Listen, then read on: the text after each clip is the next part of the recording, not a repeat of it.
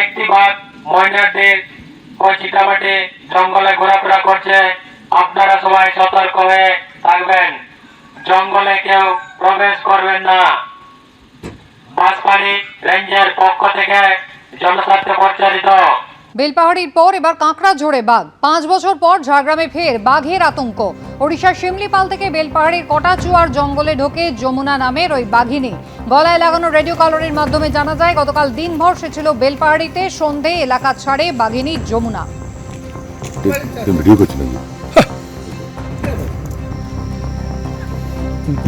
বন দপ্তর সূত্রে কি খবর জানা যাচ্ছে জানবো। আমাদের প্রতিনিধি অমিতাভ রথ রয়েছেন আমাদের সঙ্গে। অমিতাভ, দেখো কুসুমিতা, বন দপ্তর যেটা জানাচ্ছে গতকাল বাঘিনীর অবস্থান ছিল বেলপাহাড়ির শিমুলপালে। সারাদিন শিমুলপালের কটাচুয়া জঙ্গলে অবস্থান করে বাঘিনী যমুনা, তারপর সন্ধ্যে হতে সে ওই এলাকা ছাড়তে শুরু করে। আজকে বন দপ্তর যেটা জানাচ্ছে এই মুহূর্তে বাঘের অবস্থান রয়েছে বেলপাহাড়ির কাঁকড়াঝোড়ের ময়ূর ঝর্ণার জঙ্গল। বন দপ্তর বাঘের গলায় রেডিও কলার পরানো আছে, সেই রেডিও কলারের ট্র্যাক করেই বাঘের গতিবিধি তারা সবসময় নজর রাখছে।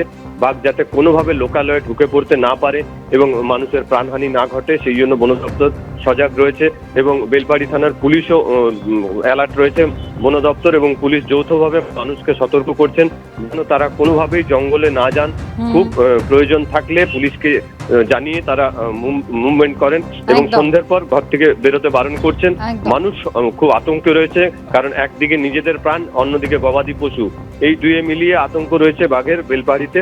বন দপ্তর যেটা জানাচ্ছে উড়িষ্যার শিমলিপাল থেকে 2টি বাঘ নিখোঁজ হয়েছিল 11ই ডিসেম্বর। একটি সন্ধান পাওয়া গেলেও জিনাত নামে যে বাঘটি সন্ধান তারা ঝাড়খণ্ডে পেয়েছিল, কিন্তু যমুনার সন্ধান তারা পাচ্ছিল না।